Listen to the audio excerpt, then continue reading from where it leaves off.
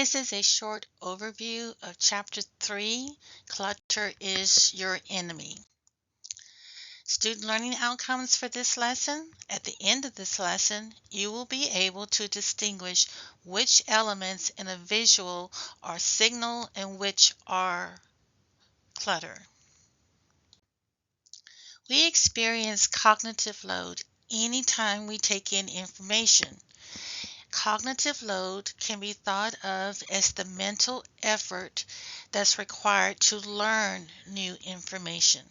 Keep this in mind when you are creating your visuals for your audience, that they are taking in new information. What is the cognitive load for your audience? One culprit that can contribute to excessive or extraneous cognitive load is clutter, which is what this chapter is about. Clutter is considered to be visual elements that take up space but do not increase understanding. In this lesson, we review Gustav's principles of visual perception: proximity, similarity, enclosure, closure, continuity, and connection.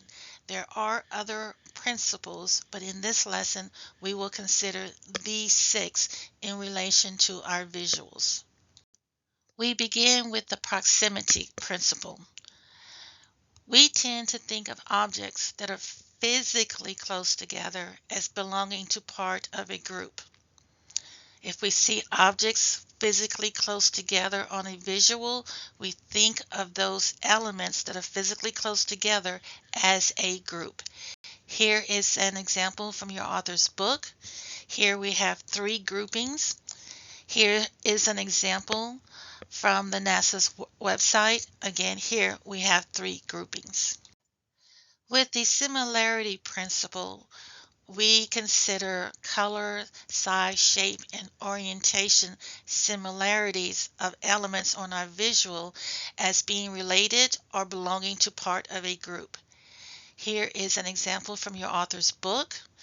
Again, we have 3 groupings, but notice in the first set of groupings, we have color contrast, and in the second set of groupings, we have symbol contrast, squares and X's. Here is an example from the NASA website. With the enclosure principle, we go a step further with physically grouped items. We think of objects that are physically enclosed together as belonging to part of a group. Here is an example from your author's book, Figure 3.5. The first set of groupings we have been looking at throughout this lesson, but notice this time elements from the 3 physical groupings are enclosed. In the second example, we see a rectangle, a shaded rectangle, with some of the dots from the superset of dots. Here we have an example from NASA. 2 groupings and elements from the 2 groups are enclosed. The closure principle takes into consideration that we tend to perceive a set of individual elements as a single recognizable shape. When parts are missing, our eyes will fill in the gap. For example, here is a visual from your author's book. Our eyes will fill in the white space or the gaps. On the left, we have a similar example from the NASA website. We see these dashed lines as one object. The continuity principle takes into consideration that we naturally create continuity in what we see, even where it may not explicitly exist. Here is an example from your author's book. In the first figure, we have 2 rectangular boxes that are intersecting, and we see them as one. In the second figure, we have 2 boxes that are not intersecting, and yet we do see them as one. In the third figure, we have 2 boxes again that are not intersecting, but one of the boxes is not continuous. Regardless, we see figure 3 as one object. Here is an example from the NASA website. The connection principle takes into consideration that we tend to think of objects that are physically connected, i.e. no gaps, as part of a group. Here is an example from your author's book. We have 4 visuals here. The first one, we see the circles are connected by a line. The second one, we see circles are connected by a line.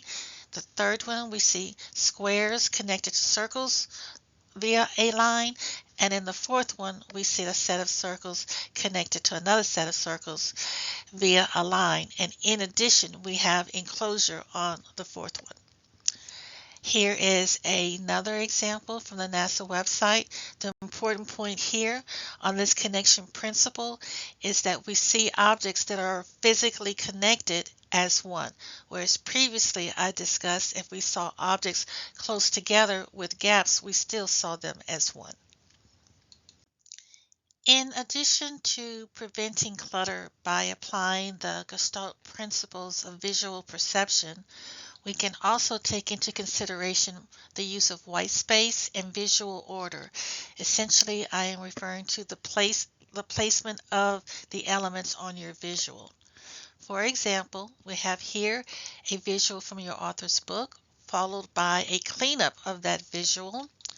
Notice only the placement and formatting of elements have been modified. For example, notice that the text on the original visual was centered, and the text on the second visual is left justified. Also notice the removal of the line.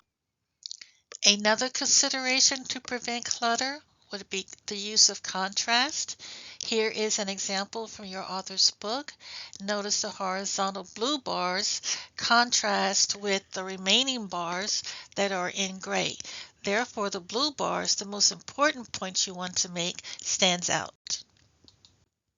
In this lesson, I have covered how to prevent clutter using Gestalt's principles of visual perception, proximity, similarity, enclosure, closure, continuity, and connection. In addition, we took into consideration the use of white space and visual order and contrast.